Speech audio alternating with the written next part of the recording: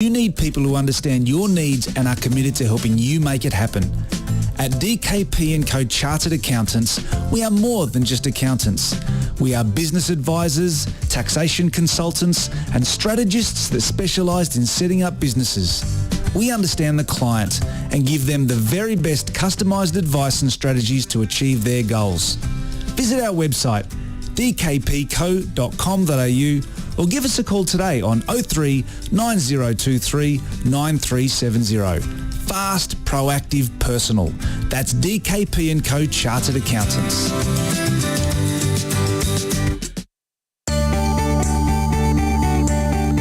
We are more than engineers. We are more than project managers.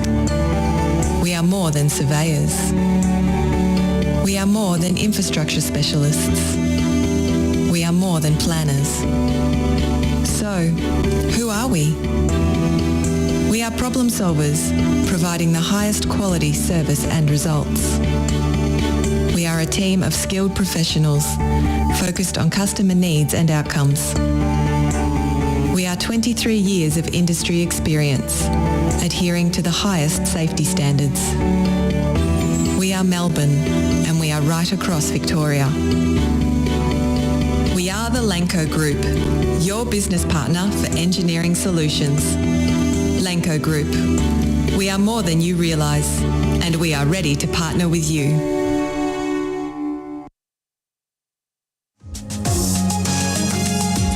You're listening to the State of Our Football Nation on FNR. Oh, we've been away for a few weeks. We have. It was enforced, and we had lost a co-partner. I lost my young Parish, my Joshua Parish. I know, you've got a much younger looking, less handsome guy standing next to you now. That must be nearly as fun. I've got a really smart Arsenal fan hanging on every word I say. Let's just make him very welcome. It's Lachie Flannigan. Welcome to the studio, my boy. Hello. It's nice to be back with you, George. It's been ages since we last worked together, but can I just say we've got so much to talk about. And we've got a special guest, Trevor Thompson, who'll be joining us in the next 10, 15 minutes. He's written a brand new book called Burning Ambition. I want to hear all about that. But he's also been someone who's been around the game for a lifetime, it seems to me, when I reflect through his CV. He was there for Radio Grandstand for the ABC. He's been a chief of staff in the ABC newsroom, so he can give us a sense of how news has changed, how the world of covering sports news has changed and continues to evolve. And I want to find out about this book and what drove him to write it and who he wrote it with. So much to find out. But before we go any further, I've got to ask you, my friend, we've got a grand final in a couple of days. Yeah. And we have a little bit of, skin in the game, because we've been long-time supporters of not just the one club, but both clubs, because we know enough characters and players and people. You've done a lot of work with the Green Room, which is one of the great promo programs of FNR, Football Nation Radio.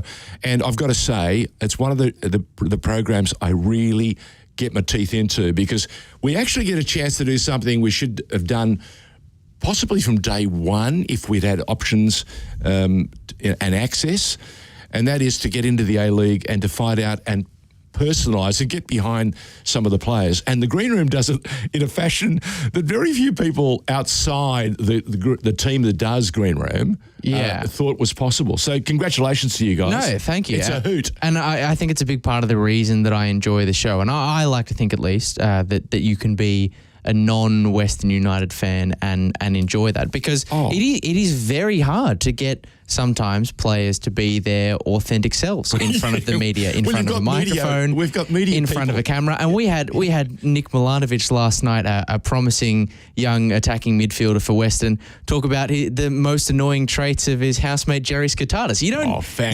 Not many clubs give you access, and not many players give you that level of authenticity. And to be honest, it's refreshing. It is refreshing, but it also tells you how much they enjoy the program and have faith in it to help them tell their story. That is, push the Western United narrative. The club has been, I think, enormously supportive. They've had a tremendously difficult year. You know what? On reflection, they have not played one home game. Lachie, think about that. I guess technically Forget speaking, about the technical. fixture-wise, you'd be wrong. But yes, you are correct. They haven't played Isn't it amazing? at their natural, destined home, and they've still been able to overcome all the challenges, not least playing. I mean, let's not forget the back end of the season. Oh. They were in Tasmania. Yep. When they played that elimination final against the Wellington Phoenix, so their first game of the final series, they hadn't played at Amy Park in, I think it was 2 months. Yeah, exactly which is right. unbelievable. Yep. And what a difference and what a boon being back there has been for them, because the fans, the Western service crew have made a really good noise. I honestly thought that against the might of Melbourne Victory's active support, who are known for their sound, I thought they gave it a pretty good match. Listen, to take on the Melbourne Victory fan base, to actually outstay them and outlast them, that's exceptional. We can say a whole lot of things, but that should be enough to tell you that come Saturday, both sides have got a 50-50 chance to deliver. You know, the ones that make the least or the fewest mistakes, I think will get the cherries. But by golly, I just hope it's a fantastic contest. Yeah, well, I mean, I think it's going to have a fantastic sound to it at the very least. I think my last bit of a info drop was that we've got 12,000 tickets sold already. Good. So if we get close to or improve upon the mark from last year, when obviously Sydney fans couldn't attend, but there was still 14,000 people there. Good stuff. That grand final was a great noise. 2 teams in Melbourne, 2 active supporter groups, and potentially on our way to over 15,000. I think that is all set up for a cracker grand final. Bring it on. And it's Paramount Plus and Channel 10. It'll be, I think the telecast starts from 6:30, does it not? And they're going to do the best they can. Look, we've got to also add to the fact that Paramount Plus and Channel 10 have discovered an awful lot about football they didn't know. Have they got much more to learn? Absolutely right. I think we've all learned a lot about football broadcasting. And we've also learnt that just free to air doesn't mean a license to get whatever you want. You've got to work on it. Fans have also got to embrace it as well. And it's notorious. Reading Twitter can be quite toxic at times. It can be. Say that again. It can be quite revealing as well. And I just want to put to bed or encourage people to start thinking a little bit more positively, because, like everything in life, your attitude starts where the base. It's the base to go forward, and the foundations that will build whatever comes next. And I think it's incumbent on each and every football fan in this country to draw a line in the sand and say, hey guys and girls, we've got a fantastic year coming up. It's called 2023.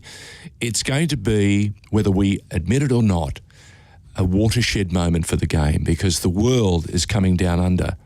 And we've got some tremendously talented young women, and I think we're going to see some more performances, especially from our second-tier women, especially in some games leading up to 2023. So I think the finished team, the Matildas, isn't anywhere near being finished just yet. Many of us think they've got all the places sorted. I think there are going to be a few surprises along the way and some new talent. Particularly in certain positions as well, because obviously we saw that long-term injury for Ellie Carpenter, which is not what anyone wanted to see. But in your positive vein, in your sort of let's focus on the bright side kind of things, a great opportunity for someone to step in and fill that void, because Ellie Carpenter has had that right full back slot locked in for effectively 7 or 8 years at the Matildas setup now. And from the moment she burst on the scene as a 15, 16-year-old, everyone went, wow. Yeah, so there's an opportunity for someone like a Carly Rossback and a Claire Wheeler and Angie Beard even, who should arguably have already been in the Matildas to begin with, to step in, and now we get the chance to see what they can do. So even from despair and disappointment comes opportunity. That's right. An opportunity breeds hope, and hope Spring's eternal. Before we go to our first guest, and he's only minutes away now, Trevor Thompson will be our guest, the author of a brand new book called Burning Ambition. We spoke about the grand final being a couple of days away. What did you make of last night in Sydney? 70,000 plus people in a cold, wet night in Sydney. What did you make of it? Well, I had against Barcelona. I had a good bit of fun. I will admit, George, that I was someone that going into that game, I was maybe a little bit apathetic. Reticent? Why should I care about a bunch of people who are only interested in European football coming to watch the A-League All-Stars and take pity on them as Barcelona wipe the floor with them? But that's not what happened at all. No. And once I was actually there sitting in front of it and I saw Garang Kuol dance around 4 or 5 Barcelona players and go so close to... He would have, if he had have scored that little chip over the top or the one that hit the post, how many dollars do you reckon he would have added on to the transfer value? Look, I would think a great number. And when Xavi can remember their names after the contest, it tells you that there'll be a host of other people also watching. People neglect sometimes in these exhibition games.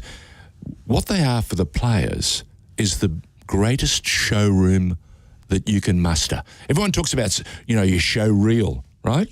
Well, if you want to show them in real terms what you're capable of doing, and yes, all right, it is Barca after a really tough season where they haven't lit the world, have they? They haven't lit Spain up, but they did come from ninth to finish second. They've done a lot better than many. They've come from ninth to finish second. I'll hold my hand up and say they certainly did a lot better than I expected. Correct.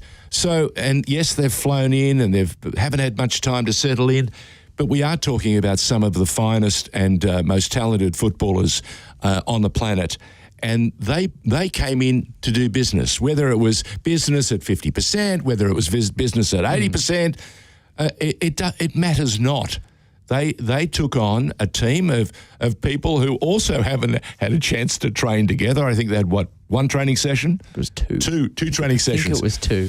And let's not also quibble. There are a number of players that weren't available from the A-League because for a very good reason. They're playing in the grand final. I was looking at the list and I thought those are probably even the top 5 to 10 players that are gone from that immediate All-Stars list. But even so, in their absence, plenty of people stepped up, and I think that the testament to how much fun people had in the evening, how enjoyable it was, that even though he didn't score any of those chances that he had, Garang Kuol or Nestor Irankunda, for example, still have plenty of people talking about them. I still think people will be interested in them on the back of that, even despite the fact they didn't find the back. Nestor was about 3 inches away from beating the keeper to that first touch, and that would have been marvellous, and he didn't miss it by much. Keeper was smart enough, alert enough to come out early, but the miss by the young boy who's played so very well for the Central Coast Mariners this year.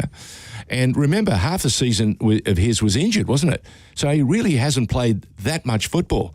I think it augurs well. He has an awful lot to offer, as all those youngsters do for football in this country.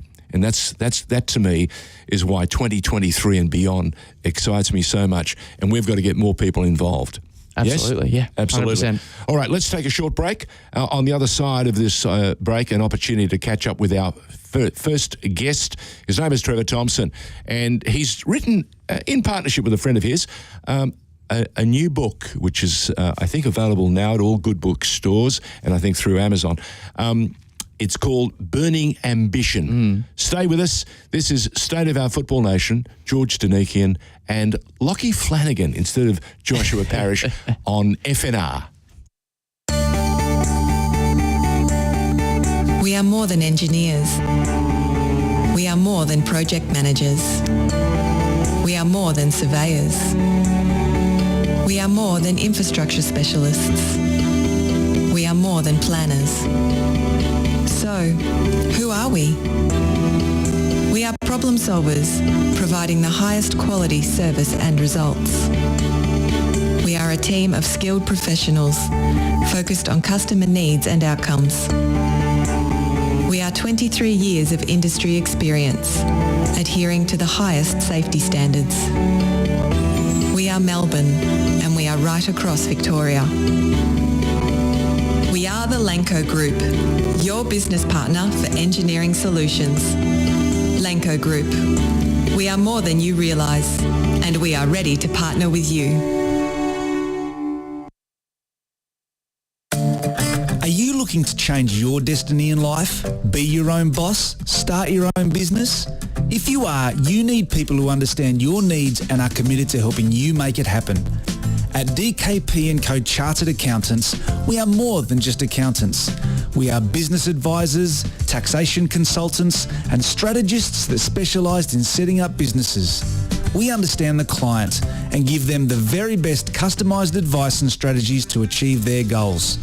Visit our website dkpco.com.au or give us a call today on 03 9023 9370.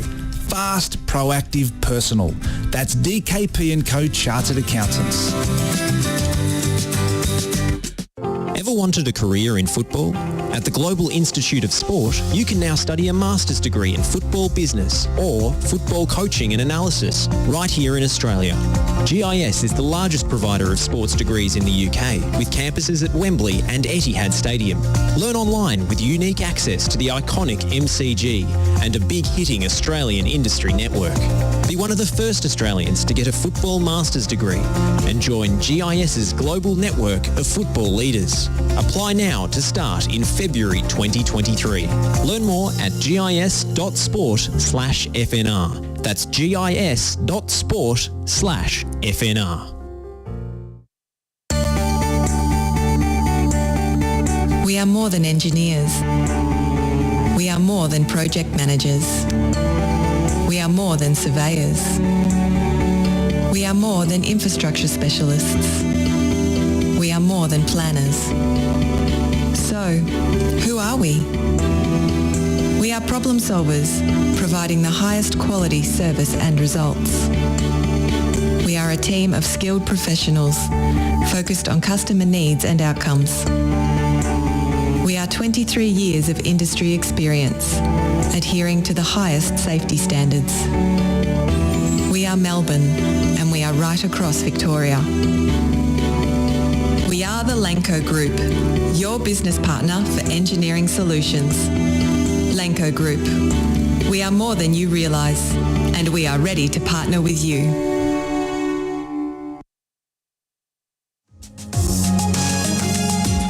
You're listening to the State of Our Football Nation on FNR.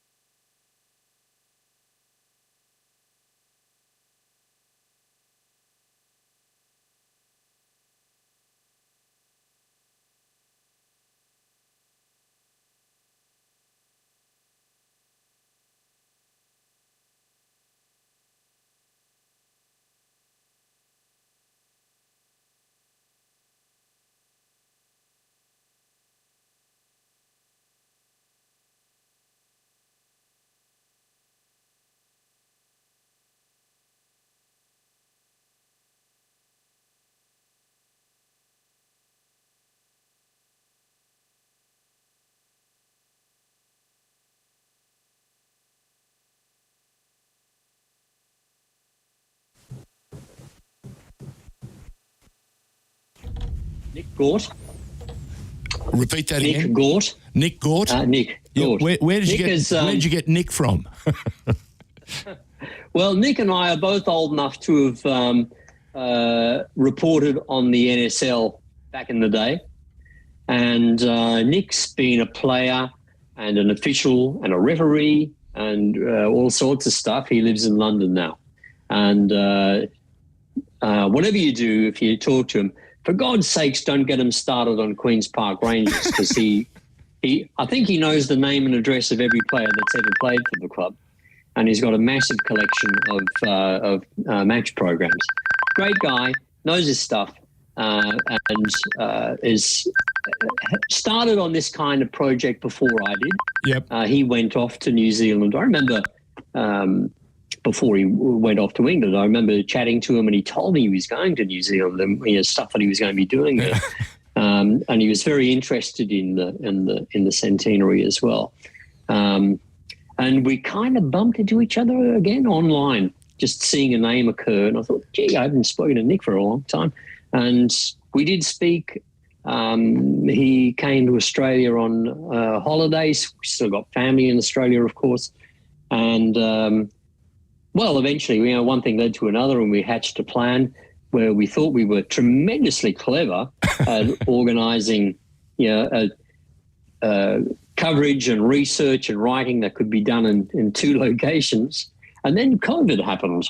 So some of the stuff that we hoped to get access to, we couldn't. As it happened, didn't really matter. It became obvious from what we did find that the stuff that lives in archives, like say the FA or the British Library or whatever, wasn't such. There's really not much there. So we didn't suffer at all. Of course, we couldn't have known that at the start, but fortunately, it's turned out in our favour. Did you have Fair Play? Did you have Fair Play Publishing with you from the beginning, or was this something? Yes, after? we did. Right. So they came on board. I've worked loved the with idea. Fair Play before. I've had a book called Playing for Australia, which is about Australian connections with Asia before the Second World War. Again, it's a big connection, and Australia, the presence of an Australian team was actually a catalyst for other countries to form national teams. Well, we've got the Australia-New Zealand connection that we've been discussing. Yeah. But also you could add into that New Caledonia, who formed a team in order to play Australia. Australia played against what was then known as the Dutch East Indies, which you can get an argument about what the first match is, but, it was still around there. Australia played against Singapore. Singapore was pretty well that's their first match. And we also played against a Malay selection, the first Malayan thing. Well, again, we tend not to acknowledge these parts of our history, but, there they are. And we're watching Asia growing at a prodigious rate. The quality of their teams gets better and better with every passing year. And here you are telling us of our tremendous legacy and our tremendous history. And it really hasn't been recorded. And yet again, another reason why your book is so important. Is it available now or is it about to be released, Trevor? That's a book. Playing for Australia came out 2 or 3 years ago now. So it's still available? Ange Postecoglou was good enough to launch the book here in Sydney. How fab. Ange, of course, as you know, has got a deep affinity with issues of history in the game. Yeah, he's done okay since that book launch, hasn't he? Yeah, he's really kicked on after I give him a couple of words of advice. He's got two more national titles to add to his list. So I'm not saying it's all down to me, but facts are the facts. Trevor, what have you made of it? Quite seriously, his efforts this season with Celtic have been the stuff of it's boys' own annual stuff, isn't it, really? Those boys' own annual is so true and so apt. What have you made of it, considering knowing much of Ange's history, having the opportunity to work with him and have him there for that book launch of yours? What have you made of this tremendous journey that Ange has been on, and I think is just beginning in some respects? Yeah, look, that's what I think. If you've got if he's hanging around for another, let's say, couple of seasons, he's going to get the opportunity to take his team into the Champions League. Yep. And that must be something which fires him up to have his team, playing against the top level opposition available to his team. I mean, what higher level is there? So, if he manages to make an impression there, that's going to be fantastic. And to see, you can't help but be an admirer over the way that he's not dogmatic, I would say, but he's got just bags of confidence that his way is the way forward, and his ability to infuse his players with the kind of enthusiasm for what it is that they're doing. There must have been doubters in the dressing room when he arrived. Let's face it. He wants to do what? You clearly didn't hear Alan Brazil on the radio waves. Mr. Kugler. Mr. Kugler. Yeah, exactly. What does he know about football? Well, it's diverting off the point a bit, but you find, I find a depressing amount of that in Britain, that, they're so used to seeing their own game as the primary focus of their attention that they're depressingly ignorant sometimes about anything that's happening in the rest of the world, and particularly Asia, where I think it's over there on the right-hand side of my map, but I'm not entirely sure. They're dimly aware of European football internals. Of course, they know the star teams and star players, but only really because they're going to come into contact with them. I mean, I think that just reading football accounts in British media, there's so little about South America, for instance. Other than as a source of players that we intend to hire at some stage down the track. Correct. Well, Trevor, should we not here in Australia take heed or warning of that kind of ignorance and make sure it doesn't extend to our own game's history and make sure we sort of focus on and preserve the kind of things we're touching on? Yeah, I think we've got an interesting relationship with our history. I think you can make a general observation of Australian cultural life generally, that we're a bit dismissive of our own past anyway. Ask somebody who's involved in Indigenous history if you want to get a lesson about that. But we need to treasure where we've come from. Recognise the fact, first of all, that our history goes back further than any other country in the world outside of the British Isles, right? So I read a book when I was in London a few years ago now, and went to the National Football Museum, not archive exactly, but there's some really terrific people who work there.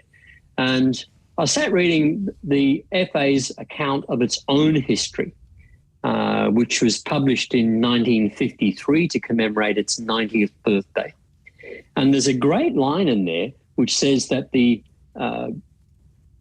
correspondence that they received from the Anglo-Australian Club in Melbourne was the start of the FA as an international organisation.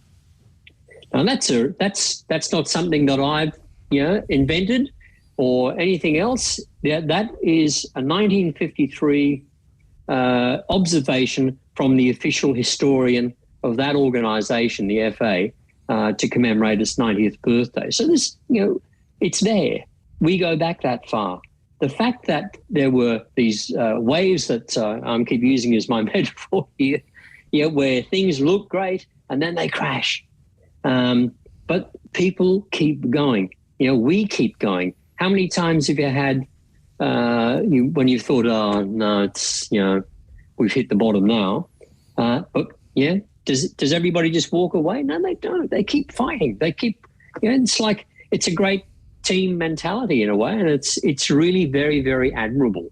But it's also nature, Trevor. You touched on waves. Every new wave of energy that's entered the game in this country has brought with it an array of attendant stories, great characters, and some fabulous performances, and they've buoyed and lifted the game. I can go back and talk about the wonderful talent of Herbert Inhouse, who played against Everton in the late 60s or the middle 60s, and he was a tremendous talent. And Leo Baumgartner. We've had wonderful stars from all around the world come down under. Some have stayed on and become Australian. And you're right, we do suffer terrible cultural cringe. And we do indeed. We need to jettison that pronto. And this book of yours, which we need to talk about a bit more, because I think it's important. You said history. We need to know a bit more about it. It's called Burning Ambition. It's been published by Fair Play Publishing, who do a great deal of work promoting some wonderful books about the game, and they've done it for an awful long time, and there are some wonderful books. I think they're available in all good bookstores, and I think Amazon have also... Amazon as well, yes. Amazon through Amazon. Hey, George, and if anybody wants to come along to celebrate and talk about the book, Burning Ambition, and to meet us as authors, please do come along to a bit of a celebration and launch in Melbourne on the 16th of June. That's at the Imperial Hotel. Welcome. The Imperial Just get Hotel. on the website and RSVP, and love to see you there. Love to talk about our favourite subject. Well, I think there's you want to talk about it too. I think there's so much more to talk about too, because you touched on so many elements that affect this game: the way it's reported, the way it's been promoted. And here you go. We're talking about the 20s and the bureaucracies that cost teams playing at their absolute best, because they had to fill in and comply with all the parochial challenges. And I remember Ted Smith saying to us, and I think Ron Lords mentioned it too, they couldn't play their best team. They were obliged to follow the rules and make sure that they allowed everyone who was chosen in the side to represent Australia at some stage throughout that tournament. That's exactly right, and that's a tradition established from the very start, from the 1904-1905 games, certainly through to the Australia-New Zealand matches of 22-23, and really from there onwards. As I say, when you get to the 56 Olympics you've just alluded to there, it's still happening. And you can see beyond that, when guys tell you about games they've played in for Australia where they've met a teammate, the day before or maybe even on match day, it tells you how isolated from each other the players are. And look, this goes into how you play. A 2-3-5 formation sounds archaic in Australia, but in a way it was practical, because everybody knew what a right half was. Everybody knew what an outside left did. So if you were arriving for a match, at least you knew what your position was and what the expectation would be of you. Well, I tell you what, we're going to have to get you down here, either into the studio, or we're going to have to crash this wonderful party at the Imperial Hotel bring coming the up. Microphones to we'll you. Bring a microphone to you. It's on the 16th. Either way is okay with me, guys. 16th of June, 6:30 through to 9 at the Imperial Hotel. If you want to know a bit more, www.footballwritersfestival, /Happy 100th Socceroos Melbourne. So get onto it. The book is written by Trevor Thompson and Nick Galt, who is currently in Britain, I'm led to believe. Wow. But is Australia now, but as for which part of the country he's in right at this moment, George, can't tell you. Will he be with you at the Imperial? I can tell you that he'll definitely be there on the 16th of June, for sure. Awesome. Trevor, thank you so much for taking the opportunity to join us. We were hoping to do a 15, 20-minute call, and you've nearly completed the whole show for us, because we've talked about a subject that means an awful lot to us. But again, you remind us of so many things that were hurting the game and holding the game back 100 years ago, and here we are 100 years on, and we're still pushing our way through. Sometimes it's flying, as we saw in 2006 with that golden generation showcasing some wonderful performances.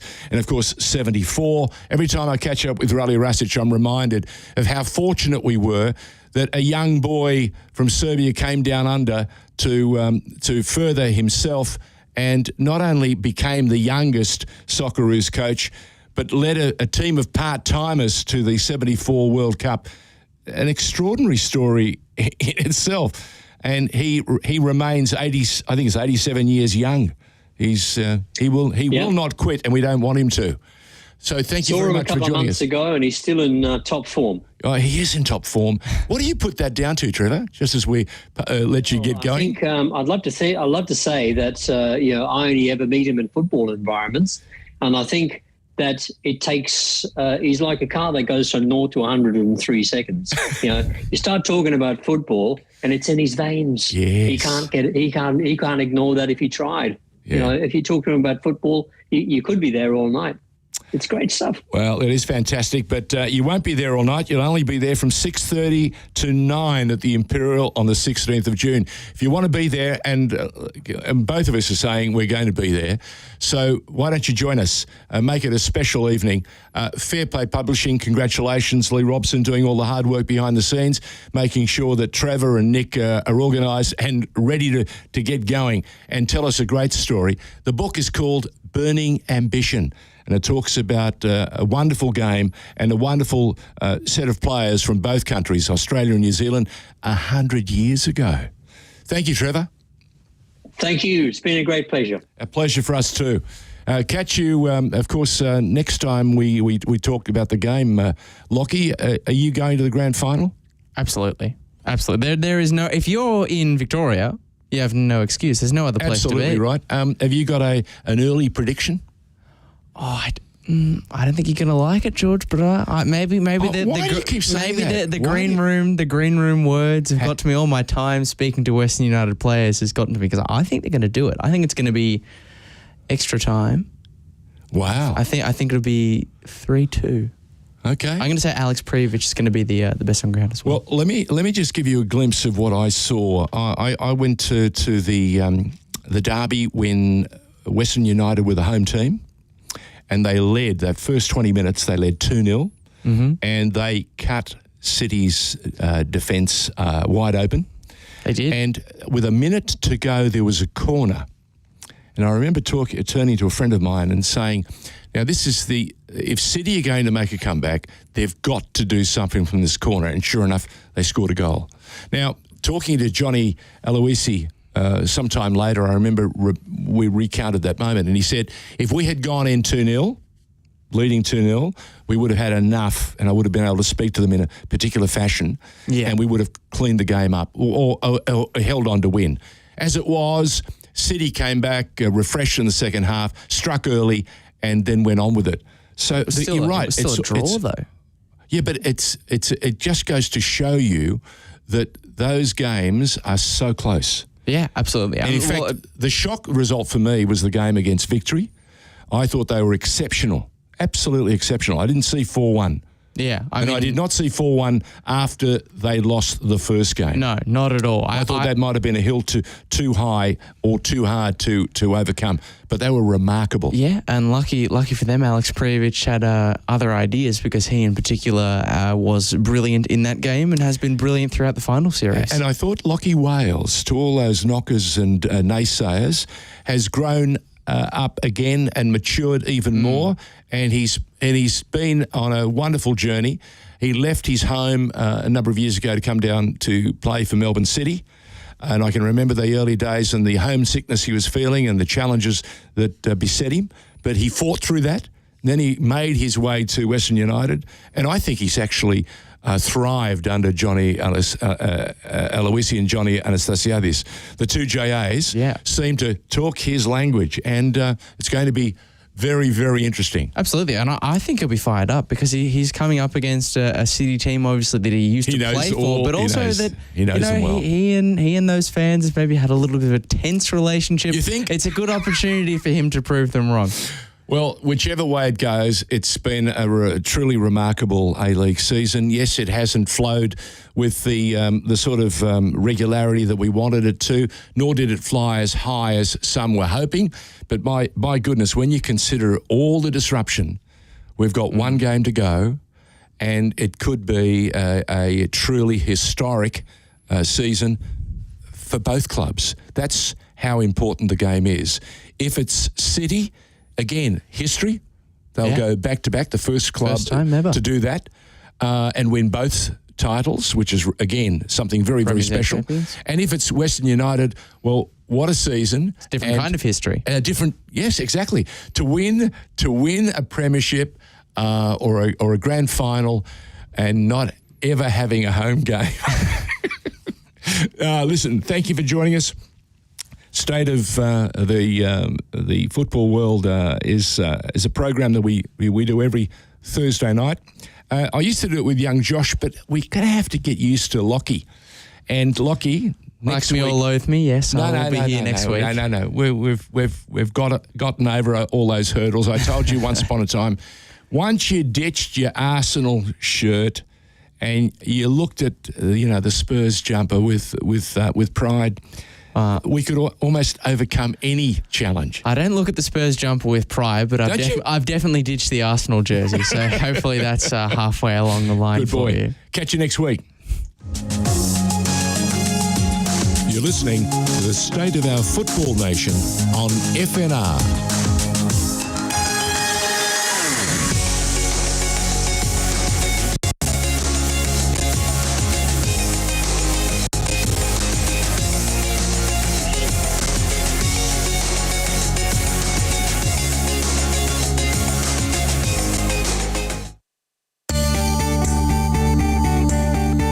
We are more than engineers.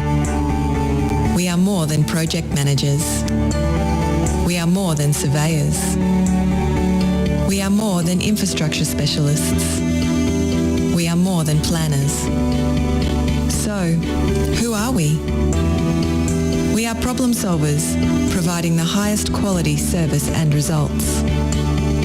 We are a team of skilled professionals, focused on customer needs and outcomes. We are 23 years of industry experience, adhering to the highest safety standards. We are Melbourne, and we are right across Victoria. We are the Lanco Group, your business partner for engineering solutions. Lanco Group. We are more than you realise, and we are ready to partner with you. Ever wanted a career in football? At the Global Institute of Sport, you can now study a master's degree in football business or football coaching and analysis right here in Australia. GIS is the largest provider of sports degrees in the UK, with campuses at Wembley and Etihad Stadium. Learn online with unique access to the iconic MCG and a big-hitting Australian industry network. Be one of the first Australians to get a football master's degree and join GIS's global network of football leaders. Apply now to start in February 2023. Learn more at gis.sport/FNR. That's gis.sport/FNR. Sometimes I feel, I don't know. Buona serata. There's not really time to relax and take an espresso for Juventus. You don't forget about you. Attaccare!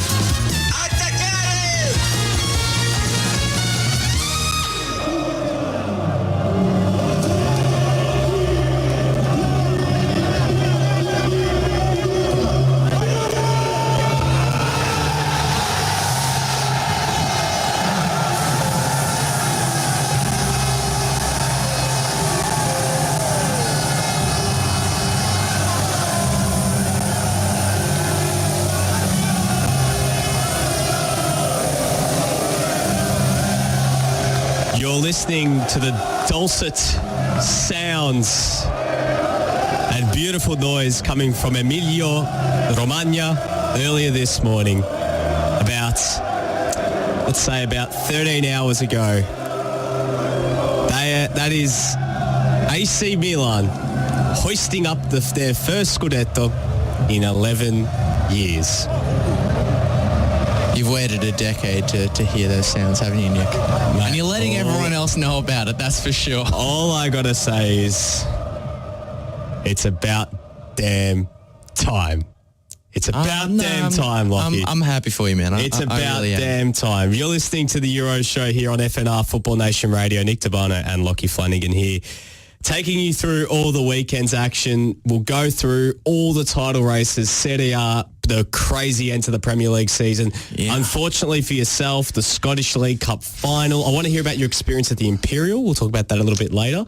And we'll also look ahead to this weekend's Champions League final. 'Cause it seems like that's really one of the only things kind of left this season in European football, Lachie.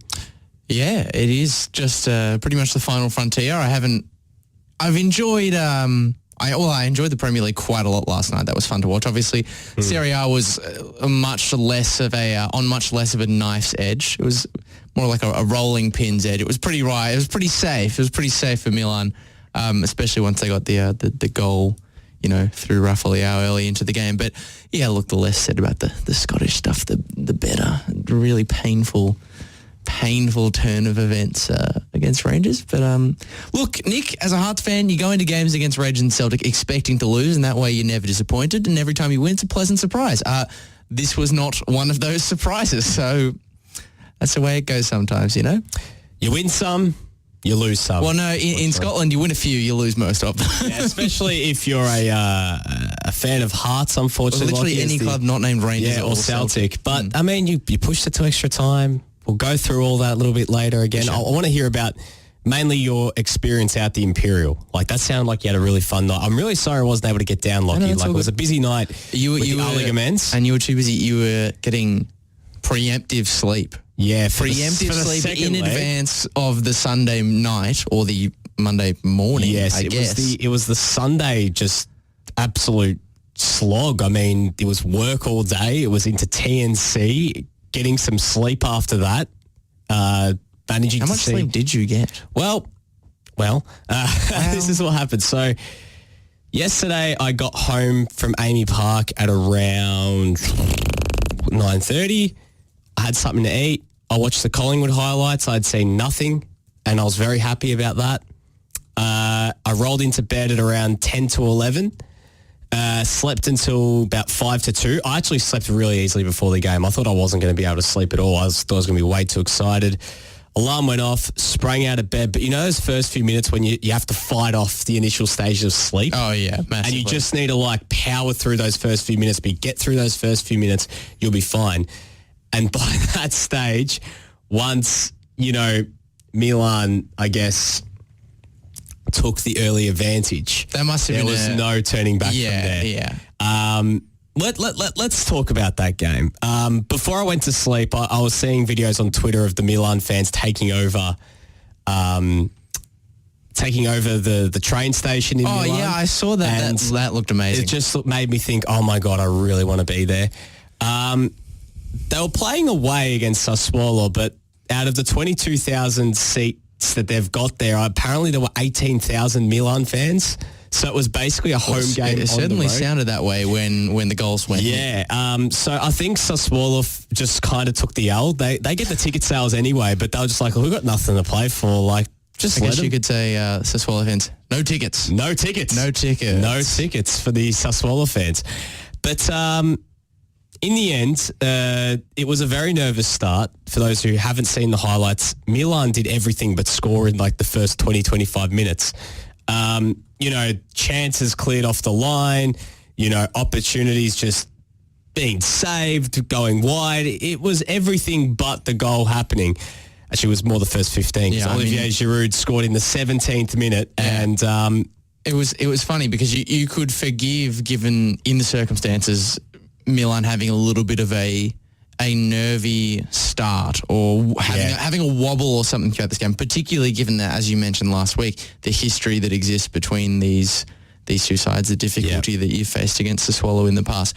But Milan came out with a clear mission, and they were not faltering. Like they were, there was ticker. I could have definitely suspected going into this game that there might be a bit of a stumble. There might be a moment wherein to get their tails up a little bit, especially because they were pretty much in control in their game as well. But no, there was the minute the first whistle went in this game, Milan were like, okay, we are winning this Scudetto. I watched the game and then watched the highlights back when I woke up in the morning.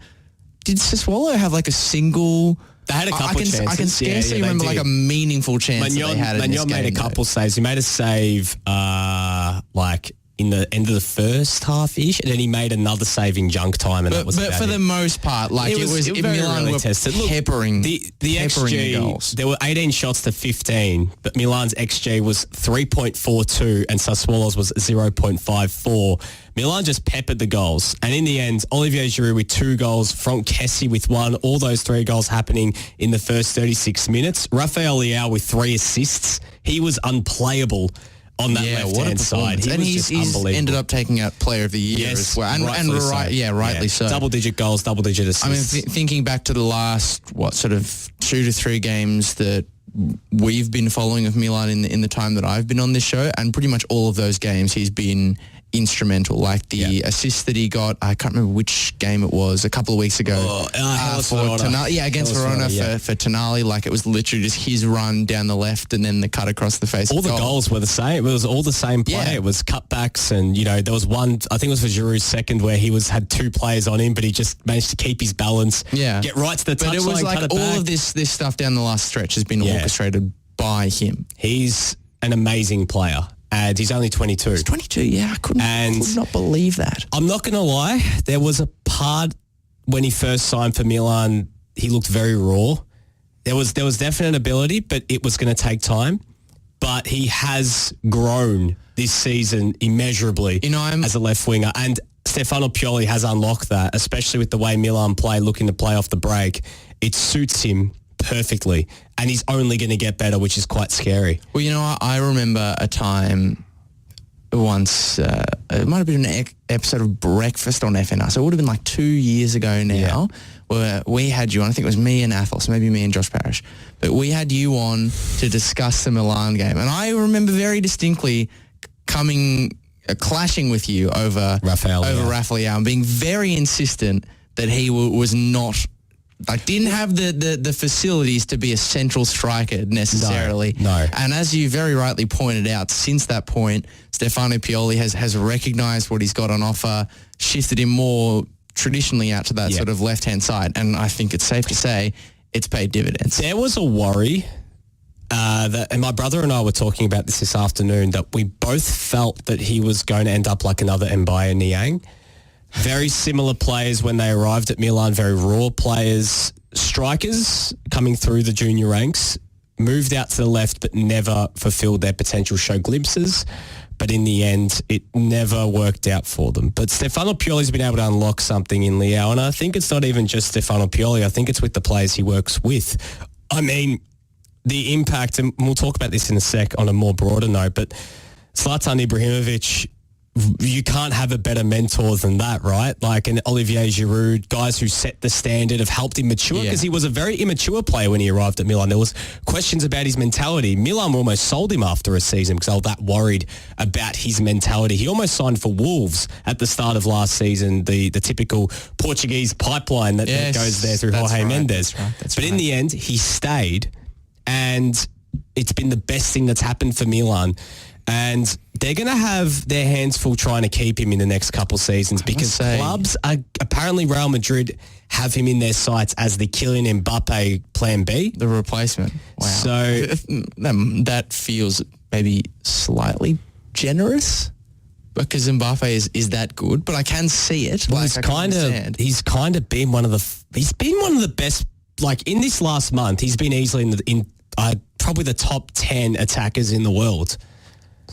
I mean, I guess from a holistic. I mean, he's player of the year in a very an extremely competitive top 5 league. Like it's hard to argue that he's not in the conversation in the realms of what you're suggesting. Absolutely, but look, just on this game, the fact that Milan were able to close this out is so pleasing.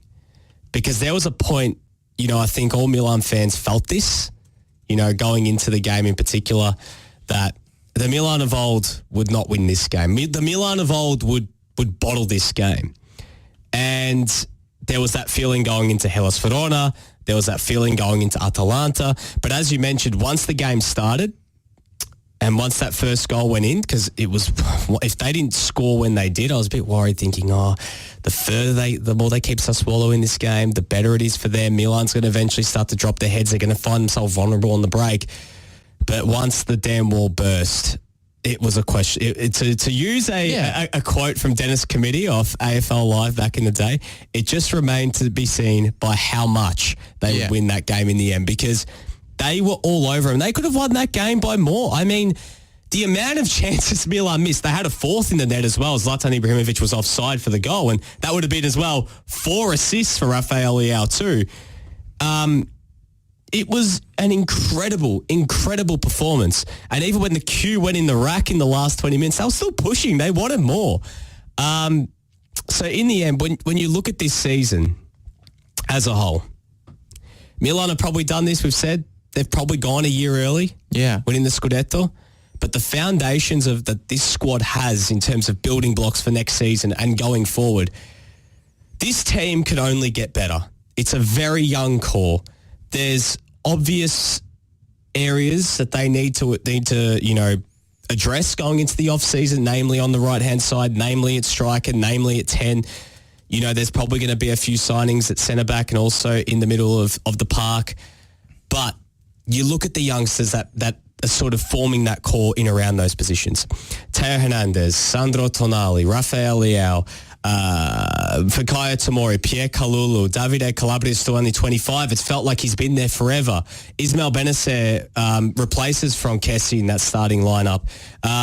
You look as well to guys like Brahim Diaz, who came off the bench this morning. There is a lot of talent in that team. And there's only a few players over the age of 30. And in terms of regular squad players, I mean, we don't know if Zlatan's going to come back next season, whether he will retire or play on at Milan or another club. Simon Kjær did his knee. He's obviously... God, he looked like an absolute... He looked like he hadn't shaved since he did his knee. He looked like Thor's cousin when he came on with the Milan shirt too, except the medal today. It looks like he'd genuinely been in a cave ever since he did his knee. Yeah. And he thought... I wouldn't be surprised if it's some statement like, for him to come back and then he comes out with that ponytail beard combo. So he's slowly morphing into Philip Mex. I hope not. I hope not. I hope he can add some freakish goals, but just not the complete irrationality at the other end and getting into fights with players. But other than that, I mean, Alessandro Florenzi, Junior Messias, they're both on loan deals.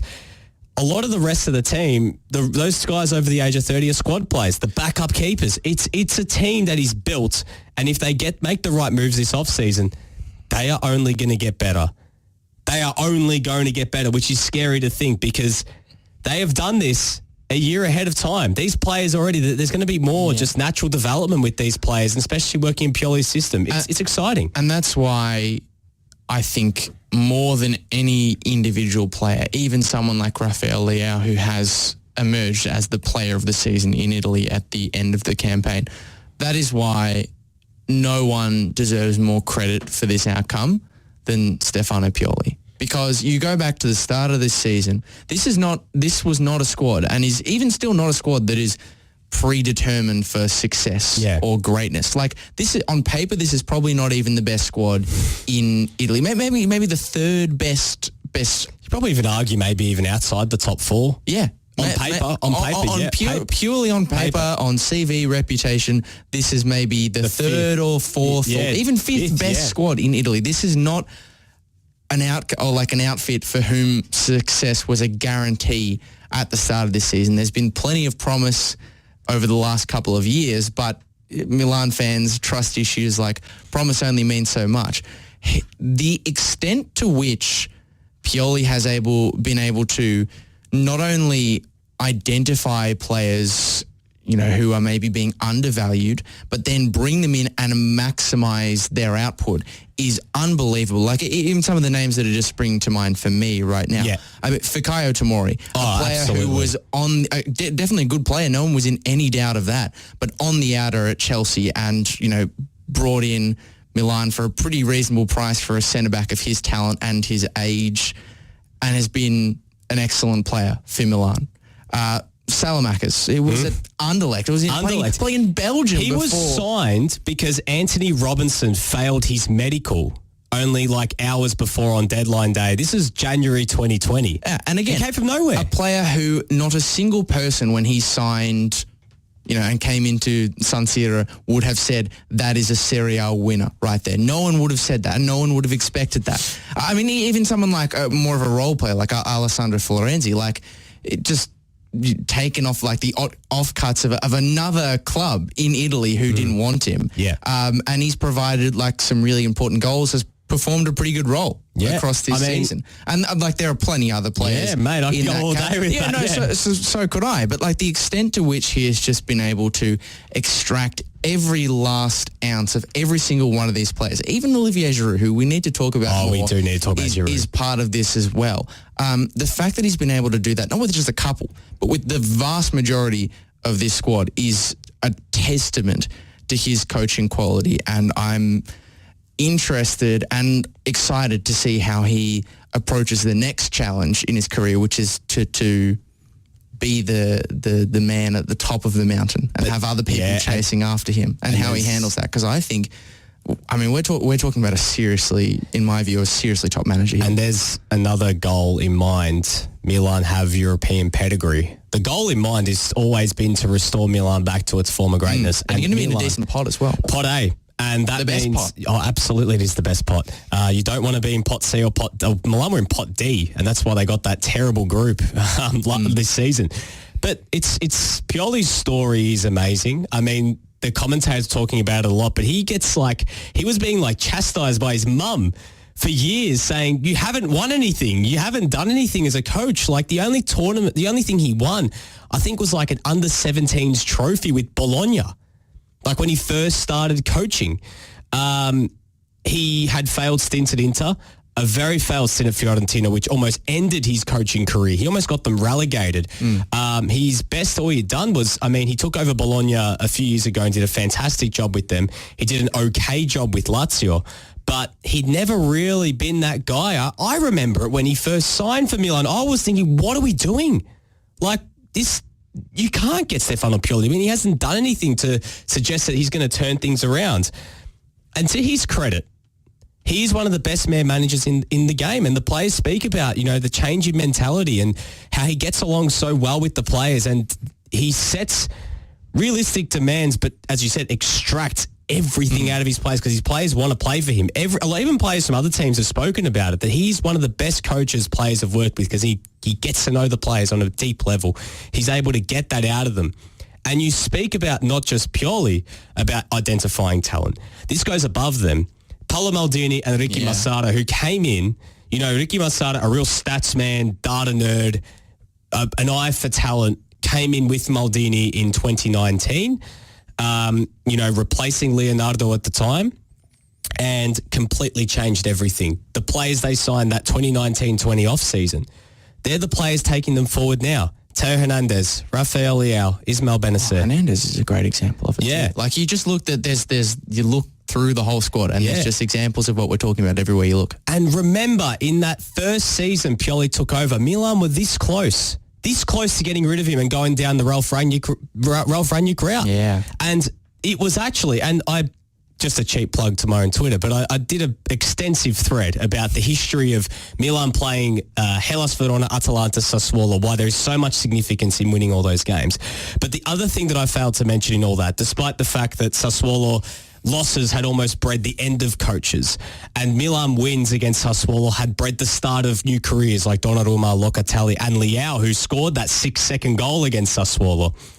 That win against Sassuolo in the restart of 2019-20 was the win that actually proved to be the catalyst for Milan to say, we're not going to go down the Rangnick route. We're going to stick with Stefano Pioli. We're going to keep going, and we're not going to move on with Paolo Maldini. Ivan Gazidis at that point said, you know what, I know you got your thoughts about Gazidis. But as well, I just love hearing that guy's name. Credit has to go to Gazidis as well, because he came in and he started this with them.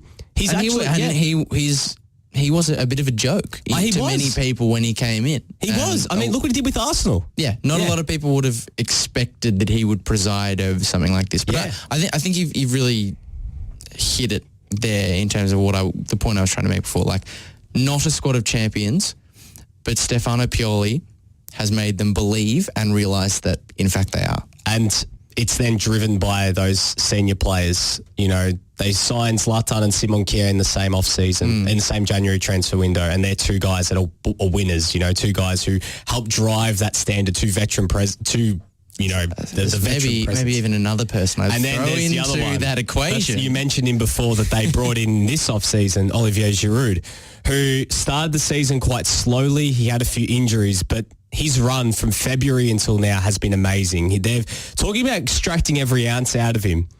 I mean, he's basically played every minute in that period with Zlatan on the sidelines, with Rebic on the sidelines, and he has scored in almost every big game that Milan have needed something out from him. So, scored in the derby twice, you know, biggest game. That was the turning point right there. Scored away at Napoli. Scored at Lazio, scored it twice this morning. I think from memory he scored against Roma in the second meeting at home as well. So bar Juventus, he's basically scored against all the big teams in all these big games when you need someone to step up and be in the right place at the right time. And Lachie, I want to ask you this because I was having this, again, same conversation with my brother. Is Olivier Giroud the most underappreciated striker of the past decade, considering where he was, I mean, coming into Arsenal from Montpellier when he won Ligue 1, came to Arsenal, big shoes to fill at the time, Robin van Persie out the door. But there was always that sense of, you know, people always underappreciating how good he actually was, even at a national team level. How have you seen Olivier Giroud, I guess, from the moment he walked into Emirates to now? Do you see him in that same light? Yeah, absolutely. I think he will go down as someone that, you know, there's that sort of iconic meme or joke about Olivier Giroud that always does the rounds on social media, that in a decade's time people will show their children clips of Giroud and they'll think he's the best player in the world or was the best player in the world because of the quality of goals that he scored. But like, we're talking, if we actually look back and ignore the kind of joke highlights reel thing, we're talking about a man who has won trophies pretty much everywhere he's gone. Like, to win the French division, yes, it was before the era of PSG dominance, but it was a very tight French competition back then. To win it with Montpellier and to be the leading goal scorer in that side, unbelievable achievement. I mean, Giroud, when he played for Arsenal, obviously Arsenal not as successful, but was part of a side that brought trophies back to the Gunners. We won 3 FA Cups. Exactly. Yeah. And at the time, I can tell you, even that for Arsenal fans was a massive deal because it had been such a barren run.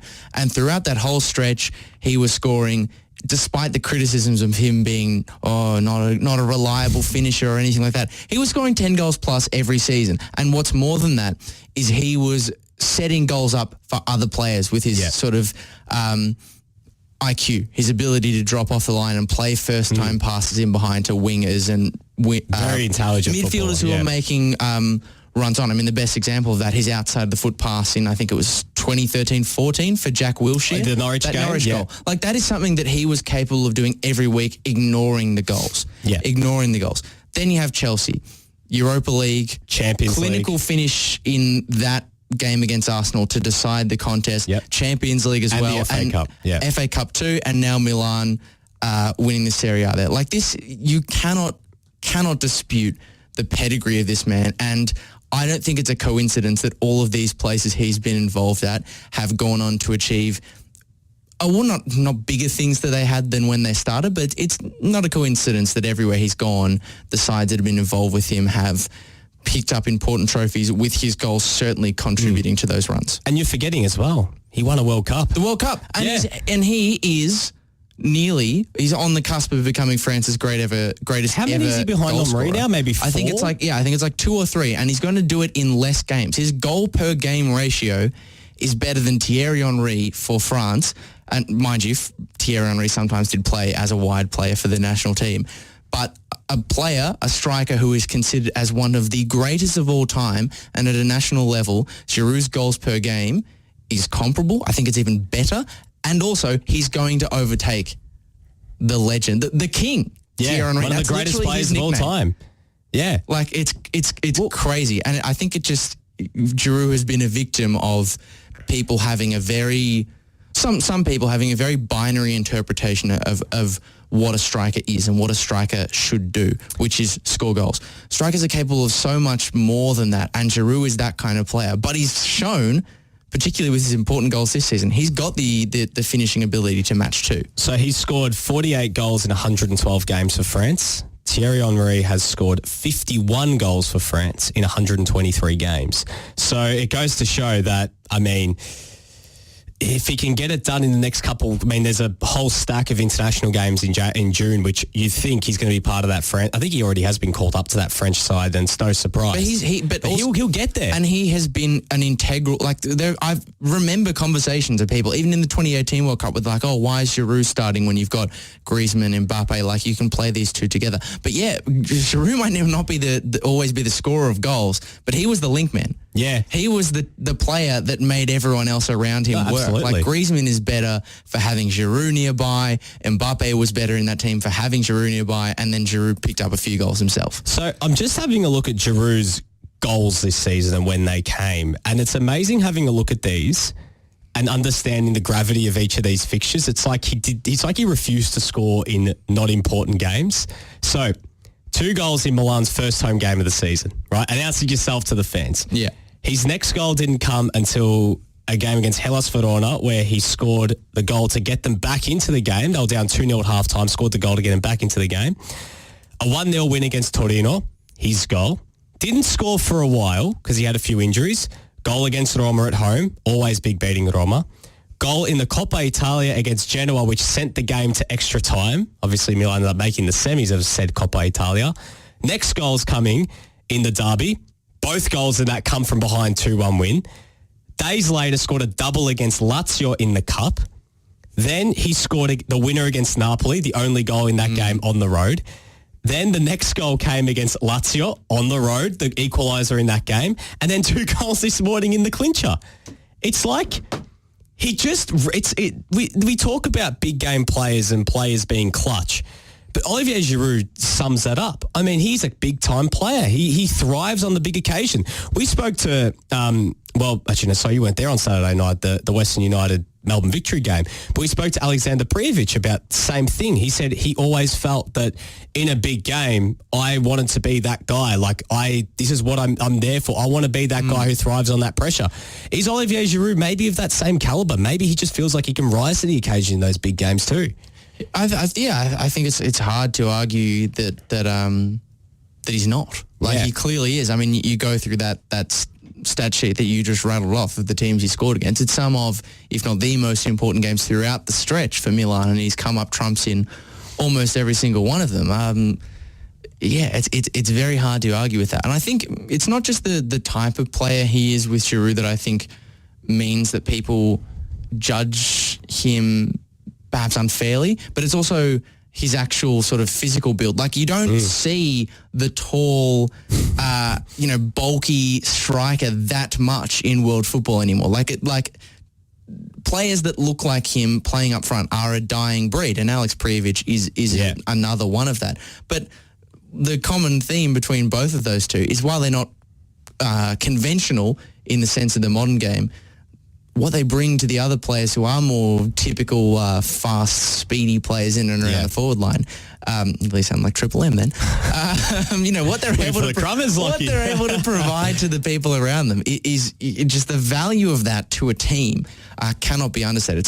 So he might not be the favourite player of the average fan, but I reckon 9 times out of 10 you ask his forward teammates who their favourite player is, and they're going to say Olivier Giroud. And I think he's a great guy to have around the locker room. I mean, it seems like everyone's getting along with him on his Instagram. They're always taking photos with Giroud. We know Giroud's a definitely want it. I would love to take a photo with Olivier Giroud if I had the opportunity. But I got to say, look, I just love to take a photo of Olivier Giroud. Yeah. I don't even have to be in it. Before we wrap up the Milan chat, let's talk about the trophy presentation. presentation. Yes, please. I was hoping you would say that. So the one thing I loved, much to unpack. I was really worried when the game ended they were just going to cut the feed and they weren't going to show the trophy presentation. I was so tired, but I was like, I have to power through this trophy presentation because there's like the lull after the game. I thought, all right, let's power through this. And the trophy presentation started off, first of all, with we had the two presenters coming through the arch. And I don't know if you saw this, but the lady on the right who's coming through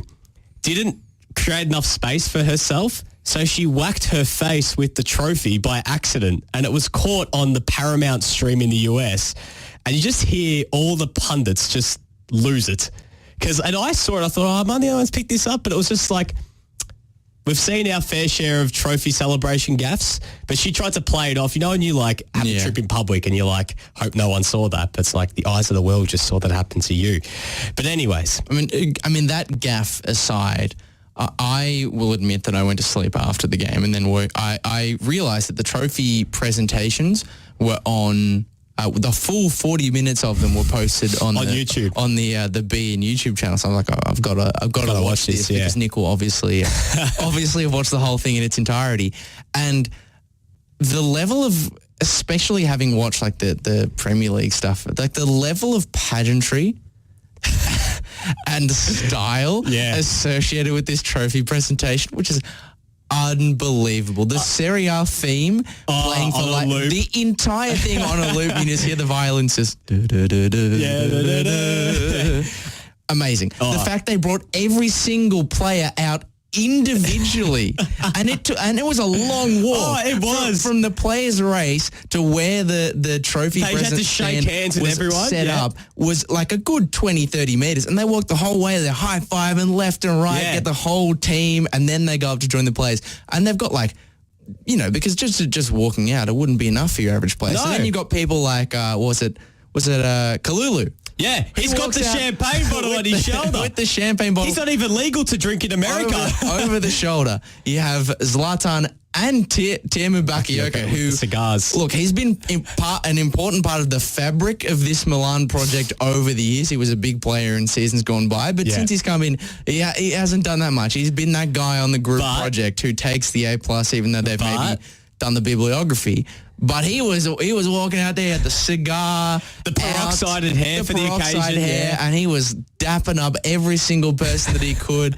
It was just amazing. The commitment to art from the nation of Italy. It's just 10 out of 10. Respect for all the players who needed that. You know, it's Stephen A. Smith meme where he's walking through it. There's that for like each of the players. But Zlatan's one, like that was peak Zlatan.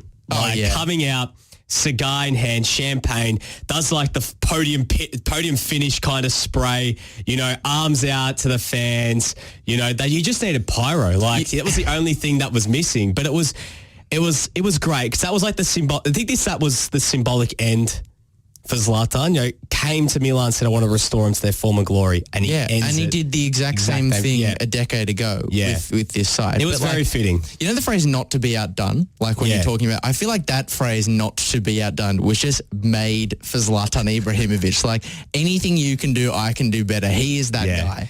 The other highlights from that trophy presentation was Alexis Salamaker's trying to do the like I was getting ready because he loves his Instagram. I was ready for him to do have some sort of Instagram live setup. The other moment I loved was Tatarashanu being first and being the only keeper to walk out with his gloves on. So they're all wearing Milan jerseys. Yeah, and he had his keeper gloves still on, and I found that very symbolic. Because we spoke about his famous moment in the derby, and that proved to be pivotal because he doesn't make that save. Inter's won the Scudetto. Yeah, it's true. So he's wearing those same gloves. They looked quite, old and ragged. Maybe he kept them from gloves, November. Yeah. The other one that I love, just a wholesome moment, Daniele Maldini. Third-generation Milan player now in the Maldini family to have won a Scudetto. Cesare Paolo son pick, going over to Paolo, his dad, and having a moment with him was really nice. But and then as well to end with Alessio Romagnoli, who he's lost his spot in the team over the last 2 seasons, but he was the last bastion of the banter era. He's been there through the thick and thin. He reward for sticking around for so long. He won't be there next season, but it was fitting to see him have that moment at the end. And again, similar to Bakayoko in a sense, like hasn't featured or been as prominent this season. But in terms of contributing to the fabric of this squad year on year, building the chapters that's led to what has now happened, Romagnoli is part of that conversation because there is a time when he was a very important defender for this team. The other one I wanted to mention, because he has escaped any references to him, is the scorer of the third goal in this game, who sealed it up and had that moment at the end, walking out in front of the fans, did his little dance, got to appreciate them before he leaves for new pastures, is Frank Kessie. Yeah. Look, I've got a lot of feelings about how he's handled this whole situation, and I won't be the first person to say it, but he's handled it so poorly. But sure, I'm glad that he's leaving and we know he's leaving. This isn't like the Çalhanoğlu-Donnarumma situation last year where they won. Well, Milan made the Champions League, big moment after the game, and they're getting all excited and then they just decided to walk. Çalhanoğlu signs for Inter. I had a good laugh at seeing the old screenshots from his announcement video of him saying that he wanted to win the Scudetto again, and, he's back at the San Siro winning the game but not winning the Scudetto. He won, but at what cost? Yeah, but look, as well, Kessie has been a great servant for Milan. He's scored some important goals throughout his time. He's had some important moments. He is a polarising player. I won't be the first person to say it again. I won't be the last that there's been a lot of frustrating moments with Frank Kessie, but his discipline with the way he plays. But it was nice to see him get that last moment. I think it's just now's a good time to close that chapter. Yeah, I mean, it was a nice parting gift, shall we say, to have sealed it up. Yeah, and I think the other moment that got me, and I felt it the most, actually just thinking about it, was speaking about players who deserve this opportunity, I was just thinking about players who had been at Milan, who had been there for so long and didn't have that opportunity to have that success through that period of dark times. And one player that came to mind was Giacomo Bonaventura. And he left before the start of last season, but he left before Milan could play Champions League. He was their best player for so long throughout that period. Even I can't believe I'm saying this, even guys like Suso. Suso had some big moments for Milan at times. He hasn't had that opportunity to be part of it. The other guys, Donnarumma, Çalhanoğlu, they fed themselves and they decided they wanted to leave and they made their own beds. As far as I'm concerned, if they feel upset about missing out on yesterday, they had the opportunity to stick around. They didn't. So seeing, Mike Mignon have that chance and be part of something special like that, yes, they were special. All those players, all of them, they deserve this. And Stefano Pioli as well. So, look, congratulations to Milan. I can't wait already for next season. I can't wait for the off-season to see what they do. Without this becoming just a Milan tribute show, we probably should move on. But again, they've proved a lot of people wrong and they're only going to get better. With the signings that they want to make this off-season, whoever it might be, they can only go up from here. And it just makes next season in Italy, I think, all the more interesting because the caliber of coaches in all of the big clubs is significant. And Juve, they're down bad at the moment. Think about who they've already signed. Exactly. And Paul Pogba's back. They brought in Di Maria. I mean, he's a bit washed, but Di Maria still has some quality. Yeah, they will more than likely be back next season. Inter, they will probably be back up there next season. They'll probably bring in a few more players. Napoli, Roma are going to be better with another season under Mourinho. Exactly. Like I look, as much as Milan have won this one, next season I don't think they're. I think it's going to be it was tight this year, but even tighter with potentially more teams involved next year. But it's fantastic for the league to have competitive teams because now this is when these teams need to translate this into Europe. It is about damn time we see some relevance of Italian teams. And put the word out there that we back up. We back up, yes. We back up. And Milan, I tell you what, them being back in the Champions League and being a force in the Champions League next season, I really hope we get that. So we'll wait and see what we have in store. But before we go to a break and touch on a bit of the other news that's going on, the other title race over in England, the crazy title race, Salernitana staying up with a 4-0 loss. So they got spanked by Udinese at home. They got paddled by Cagliari drew against Venezia, who decided not to go to the beach, but decided to, play spoiler. Cagliari, I think, had over 30 shots on goal, but the game ended 0-0. So in the end, Cagliari go down, Salernitana stay up. It's a great story that Davide Nicola's been able to keep Salernitana in Serie A. Really excited to see them go again next year. There's going to be some big names coming out from those three relegated sides, from Genoa, Cagliari, Venezia, who will be on their way out. One by the name of João Pedro, who I think is going to gain a lot of interest from some good sides.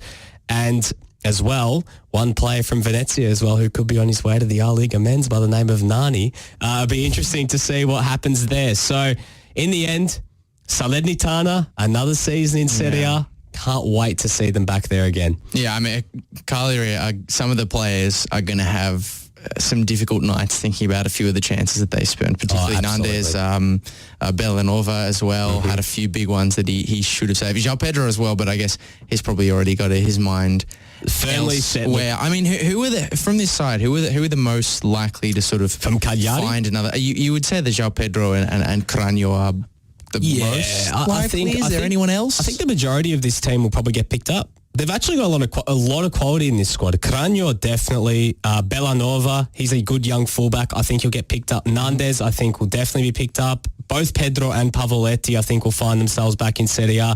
Keita Balde as well, I think, wouldn't be surprised to see him back in Serie A next season. Lovato is a young centre-back. I think he's out on loan from Atalanta. Yes.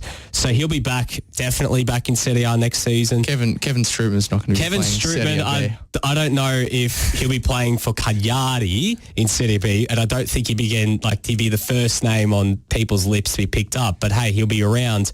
And if you're looking at Venezia, I mean, there'll be a few of these guys. I think they'll be on their way back. Ethan Ampadu, who's still on loan from Chelsea. Mattia Caldara. I mean, again, as I mentioned, Nani on the way out. Might see him down here. So we'll see what happens with that. But in terms of promotion to Serie A at the moment, so next year, if you're keeping your eye on that, it's the return of Cremonese, a very historic football club in Italian circles. We haven't seen them in Serie A for a very long time. And also Lecce, who were up in Serie A a few years ago. It's good to see they're coming back. I've always got a soft spot for Lecce because you think about Lecce, proper Serie A sides, like, vintage Serie A. Lecce's right up there. They've still got Massimo Corda up top, who's been around for donkey's years. He's going to be that guy leading the line again. But one spot remaining, one spot now has been determined, two-legged playoff for the final spot between Monza and Pisa. So we're going to get another new team coming up next season. Monza, who are actually owned by Silvio Berlusconi and have Adriano Galliani on their books as well. I want them up there, man. They've got some serious NRI names like Gabi Paletta, Luca Marone. They've got Marco D'Alessandro. What else we got here? Just scrolling through. They used to have Jeremy Menez a while ago. They had Balotelli for a little bit, but he's outscoring 5 goals now in Turkey in a game. And also Pisa. I mean, Pisa, big name city. Who wouldn't want to go to an away day in Pisa? They've got some decent players of their own, but they're also a very young team too. So I'm looking forward to seeing who comes away with that final promotion spot next season. So keep an eye on that. But Lachie, let's take a really quick breather. When we come back, believe it or not, there was another title. There was, and we've got to kind of rush through it because obviously at the end of the day, we do need to get off the airwaves as well. But anyways, you're listening to the Euro Show, brought to you by GIS, Global Institute of Sport. If you want to start your career in sport business, head over to gis.sport/FNR for more information. We're back just after this on the Euro Show with all the latest from the Premier League, how the title race played out, how the relegation battle played out as well, and even we'll throw in a bit of a cheeky reference to the 4th place sort of race there between Arsenal and Tottenham as well. We're back in just a second here on FNR. Since 1998, Lanco Group has been providing superior civil engineering solutions and advice to developers, local government and service authorities across Australia. Lanco Group is known for delivering sustainable, efficient solutions. By working closely with clients, Lanco Group is able to meet the complex infrastructure requirements for residential, commercial and industrial developments on time, on budget. Find out more at lancogroup.com.au. Lanco Group, your business partner for engineering solutions. Are you looking to change your destiny in life? Be your own boss? Start your own business? If you are, you need people who understand your needs and are committed to helping you make it happen. At DKP & Co Chartered Accountants, we are more than just accountants. We are business advisors, taxation consultants and strategists that specialise in setting up businesses. We understand the client and give them the very best customised advice and strategies to achieve their goals. Visit our website dkpco.com.au or give us a call today on 03 9023 9370. Fast, proactive, personal. That's DKP & Co Chartered Accountants. Ever wanted a career in football? At the Global Institute of Sport, you can now study a master's degree in football business or football coaching and analysis right here in Australia.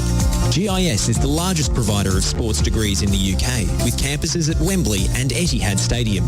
Learn online with unique access to the iconic MCG and a big-hitting Australian industry network. Be one of the first Australians to get a football master's degree and join GIS's global network of football leaders. Apply now to start in February 2023. Learn more at gis.sport/FNR. That's gis.sport/FNR. Sometimes I feel, I don't know. Buona giornata, buona serata, buona giornata. There's not really time to relax and take an espresso for Juventus. You thought I forgot about you, didn't you? You thought I forgot about you, didn't you? Attaccare!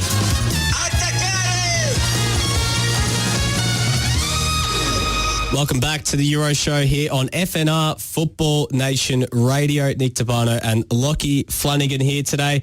Miss any of the show? Make sure you head over to the FNR podcast platforms. Go catch up with all our latest discussion. Well, we went through 45 minutes of AC Milan discussion with a sprinkling of relegation battle as well. Obviously, this show today is as well brought to you by GIS, Global Institute of Sport. If you want to launch your global career in the football industry and study a master's degree in football business or football coaching and analysis, head over to www.gis.sport/FNR. You can learn online with unique access if you're here in Melbourne to the MCG. Who wouldn't want to learn at the MCG? But if you're based abroad, you can go do the same thing in the UK. You can go hang out with our friend Thomas Flukabaku, who lives across the road from said Wembley Stadium, where you can actually go study.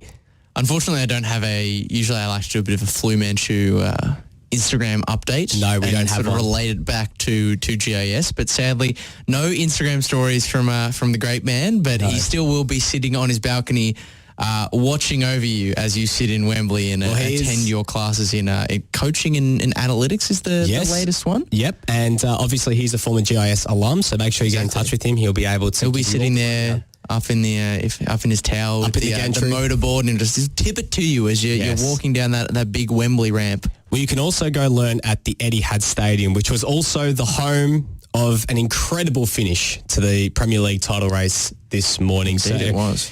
Manchester City are champions. They got it done, but it wasn't without a scare. There was a moment where we started to feel like history was repeating itself from 2012, and it did, but to maybe a bit of a less dramatic end. It didn't go down to the last kick of the game. It was kind of sorted out a little bit more. But at one point, it seemed as if the improbable was going to happen. Aston Villa ahead 2-1. They actually took the lead through Philip Coutinho. There was a 7-minute window. They were 2-0 up at one point.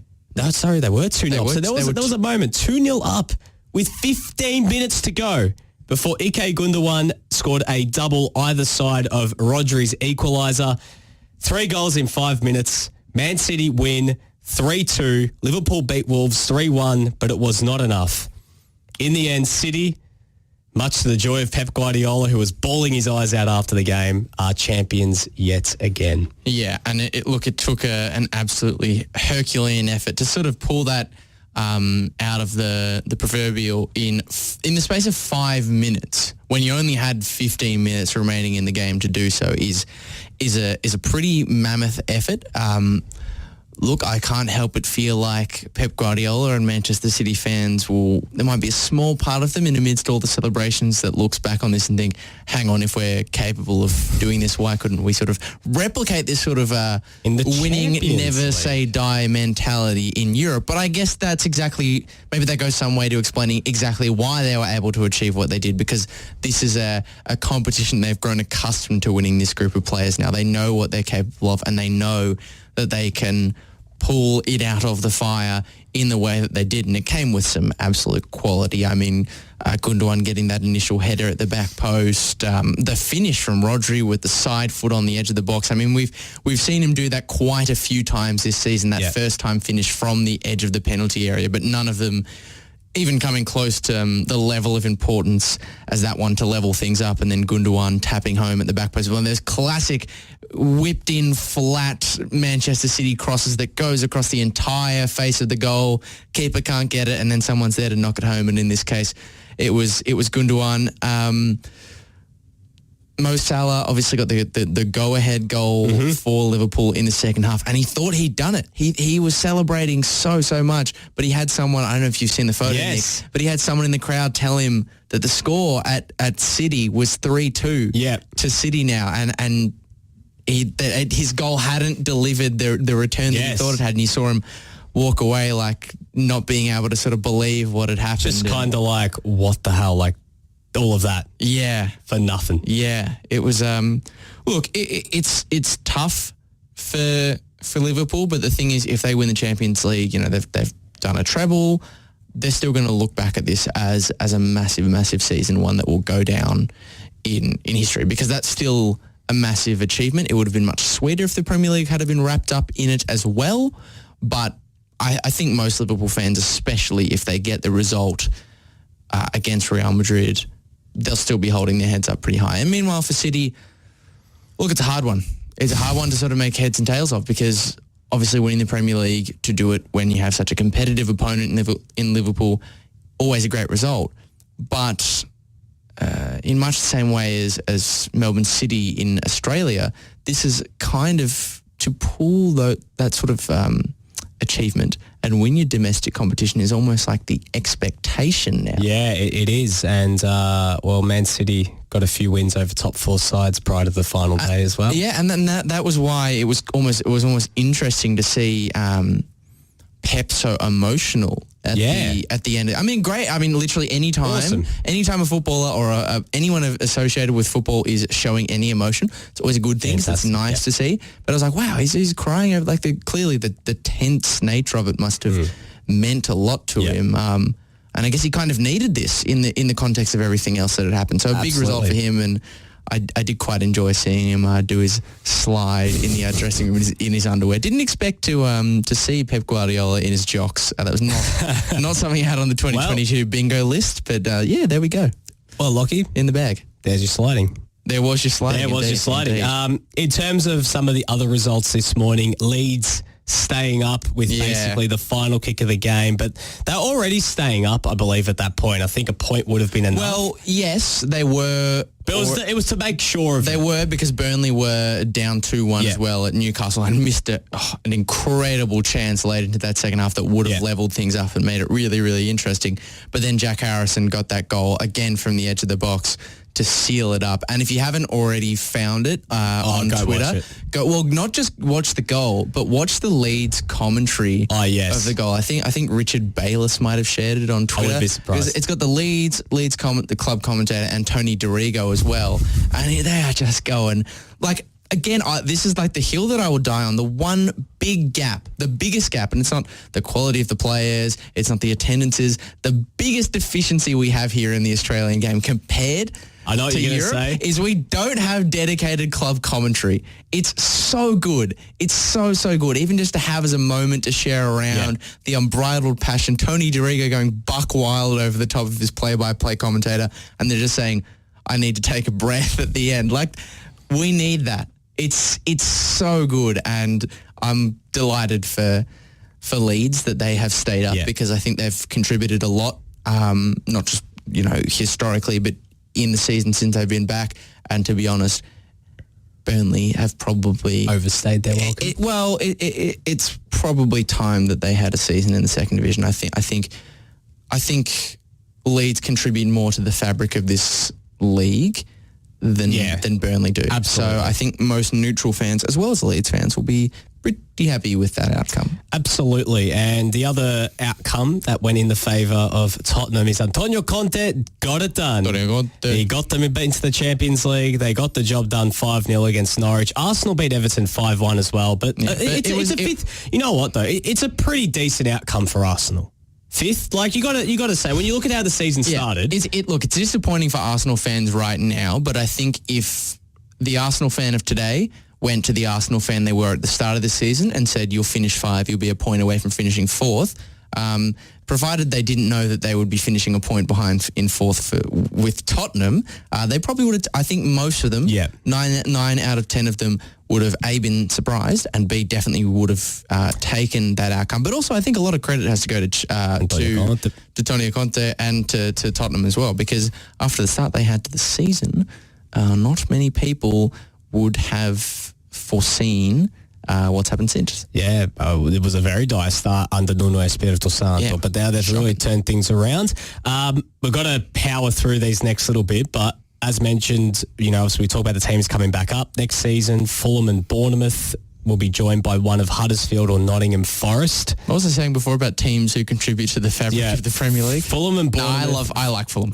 But we know what's going to happen. Fulham a bit like Norwich, just the peak yo-yo team at the moment. So, but hopefully we can get some continuity of Fulham in the first division. Like if Mitrovic could score 40 goals in the top division instead of just, stats padding in the championship like he does. So I feel like Fulham are a team who are capable of much. Well, we've seen over the years they're capable of much more than what they are right now. And it'll be good to see them stick around for quite a while. They're a great club. Craven Cottage, awesome stadium. Absolutely. Well, let's quickly power through this last little bit. I want to ask you about Kylian Mbappe before we get to the Scottish League Cup final. Oh my God, yeah. He's basically become the GM of PSG with this new deal. Like, it's pretty insane, right? Like, he's earning this ridiculous amount of money over the next 3 years to stay. When we all thought he was off to Real Madrid, the El Chiringuito guys can't believe it that he's sticking around at PSG. But he's basically now has power in in what transfers PSG make. It's absolutely bonkers. We talk about like GM LeBron in the NBA, so we now have GM Kylian in Ligue 1 next season. I hate this. I hate this so much. Like, I get that Kylian Mbappe is probably almost 100% certain to be the world's best player over the next decade. But is any one player worth not just the level of money that's involved in this, but worth seeding the level of control that is at play here? Like, I can just see this going so wrong. And it also worries me because I think players have already got, especially in tandem with their agents, significant power in the current footballing ecosystem. To be bringing them in to give them the scope to make decisions that they are not necessarily specialised to do and could very easily become quite fractious if someone pisses them off. Look, PSG were toxic enough. We don't have time to go into the off-field stuff. They were toxic enough as an entity without decisions like this. It might go well. They might win the Champions League, but I just don't see how giving someone who is so young, 23 years of age, this much, he is not equipped to run a football club or have this level of say. I'm sorry, it might go well, and I'm happy to be wrong if it is, but I cannot see this going well, and it is another series in the saga of mismanagement that we've seen over the stretch at PSG. Throwing money at things for the sake is not always the answer. There has to be more, and PSG just don't seem to learn that lesson. And honestly, I'm quite happy that they're not. I don't want them to win the Champions League. I don't think many do.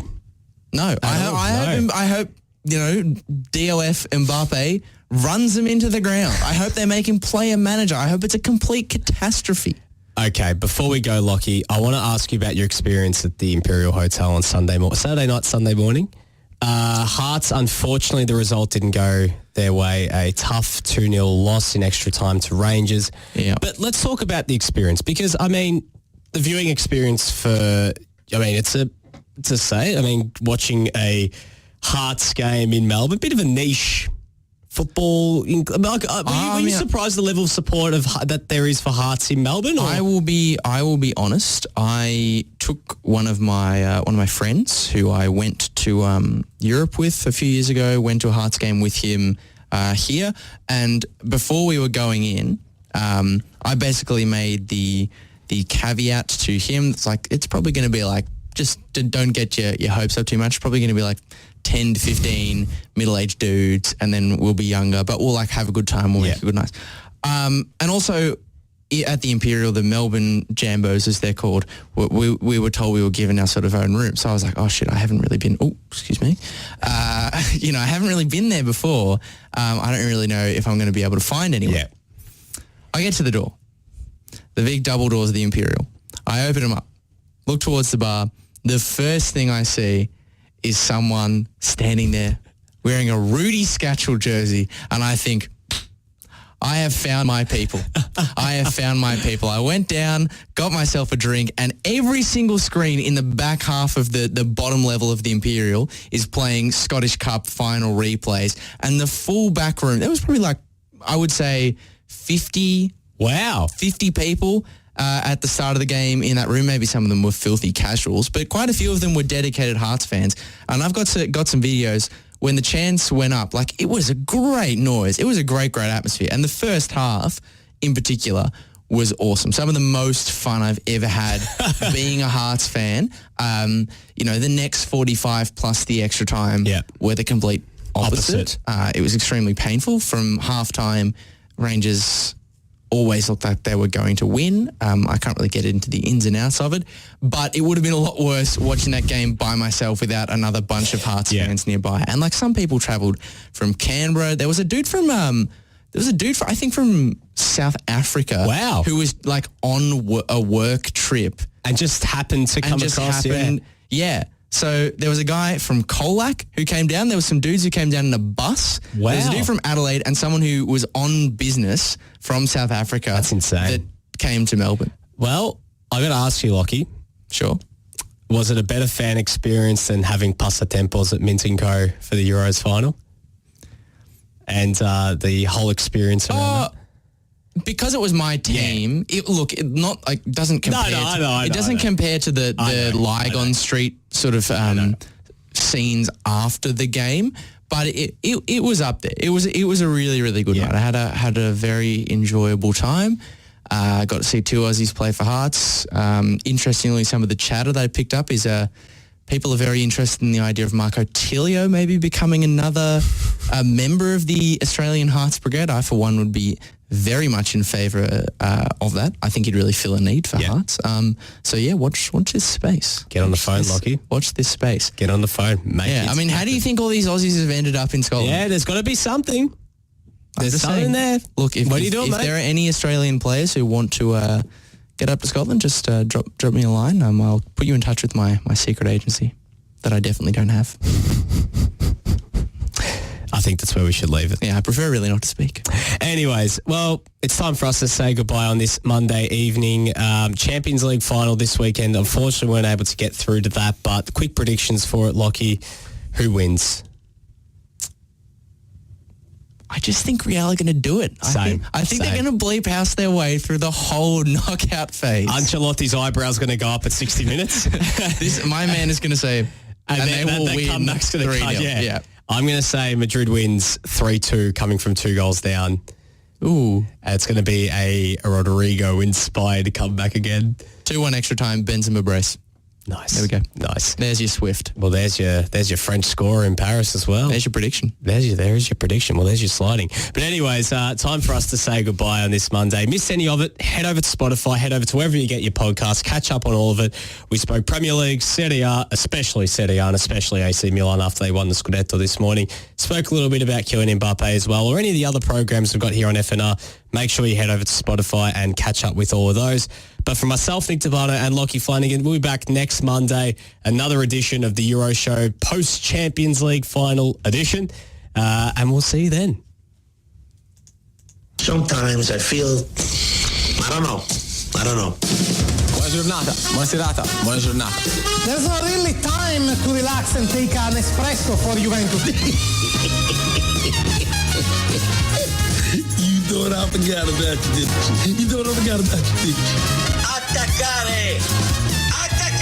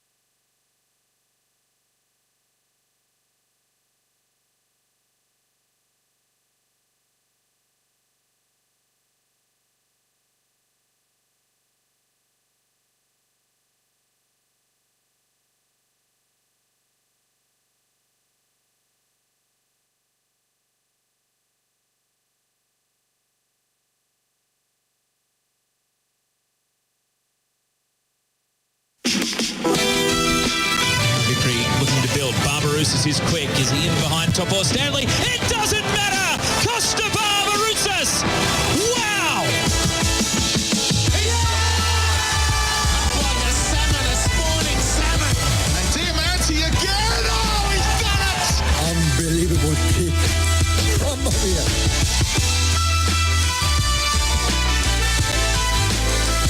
We started with 6, and now just 2 remain. The A-League Grand Finalists decided in plenty of semi-final drama over the weekend. Western United and Melbourne City booking their place in the A-League Men's Grand Final for this Saturday at 7:45 p.m. at Amy Park. I mean, if the semi-finals are anything to go by, Jason Goldsmith, here on the Oz Football Hour, this Grand Final is going to be a cracker. It should be really good. The semis on the weekend were great. I think Western United definitely played the better football leading into the final, but I think, and you've got Melbourne City with runs on the board. This is their 3rd in a row. Western United 3rd year in existence, so quite the achievement, and kudos to John Aloisi and all the powers that be. They got this list together and got them fit and firing at the right time of year. Yeah, absolutely. Plenty to get through, obviously, on the domestic front. Recapping those semi-finals, a bit of a grand final preview as well, but quite a lot happening in an Australian context overseas as well. I'm very, very tired. I'm not sure about you, Lachie. I am exhausted. Plenty of early mornings, plenty of late nights, plenty of games to catch up on as well, and it doesn't stop. So a couple more leading into, and then we've got the Socceroos in a couple of weeks' time as well with that all-important qualifier. Yeah, too. and for you, dear listener/viewer, or both, whichever or all of them you may be, we will put to one side that exhaustion from following all the football over the weekend and dig into our hour of broadcasting with a lot of zeal, and we're going to start with the first of the weekend semi-finals, the early kickoff, the 5 p.m. on election day. Everyone was talking about a big result that happened on the Saturday. Most of them, I like to think, were referring to